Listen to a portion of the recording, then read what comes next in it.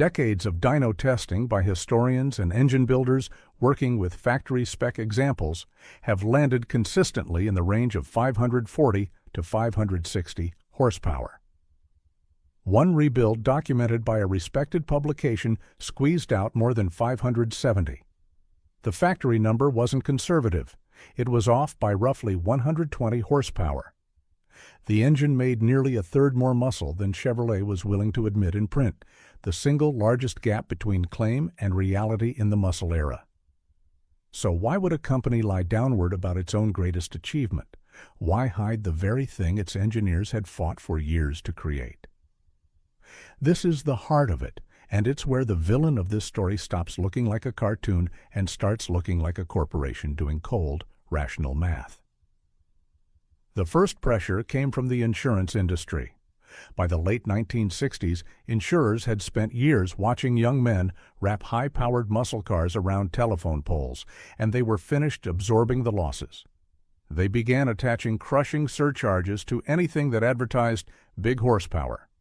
A high number on the spec sheet had become a financial death sentence at the dealership, pricing young buyers clean out of the market. By keeping the L88's printed figure modest, Chevrolet could slip the car past the actuaries who would otherwise have made it impossible to insure. The second pressure came from Washington. The federal government had begun scrutinizing the auto industry with real intent, raising hard questions about safety and about whether Detroit was building machines simply too potent for public roads. Remember, this was the same corporation that had signed the racing ban partly out of fear of antitrust enforcement.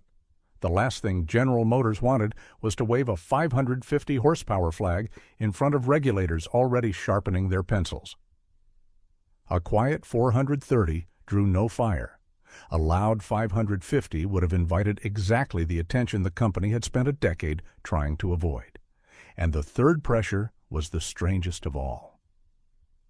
Chevrolet actively did not want most people to buy this car. The L88 was a race engine wearing a street car's clothes. Sold to an unsuspecting weekend driver, it would be a miserable, unreliable disappointment. And every one of those disappointments would come limping back to a dealer's service bay as a warranty claim against the company. So the low rating, the exotic fuel, the deleted comfort features, the punishing price, all of it worked together as a deliberate moat. Chevrolet was, in a very real sense, protecting itself from its own customers. Layer those three motives together, and the disguise makes perfect, ruthless sense. The underrating wasn't a marketing whim or a clerical error. It was the corporation protecting its insurance relationships, its standing with regulators, and its own warranty department all at once with a single quiet number. You can almost admire the logic, even as it robbed the engine of the glory it had so plainly earned. But here's the consequence that gives the whole scheme its bite. The plan worked too well. Pile up the obstacles and look at what an ordinary buyer actually faced. The engine option cost roughly $1,500 on top of the Corvette's base price, a sum that in today's money lands well north of $11,000, and that was for the engine alone. It demanded a fuel you couldn't reliably find. It stripped out the creature comforts as a point of principle. And its advertised power was deliberately forgettable. Every single signal Chevrolet sent told the average shopper to look at literally anything else on the showroom floor. So they did.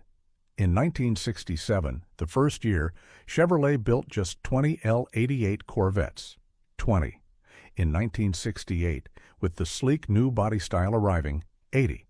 In 1969, the final year, somewhere around 116 to 118. Add it all up, and the grand total across the entire three-year run comes to just 216 cars. 216.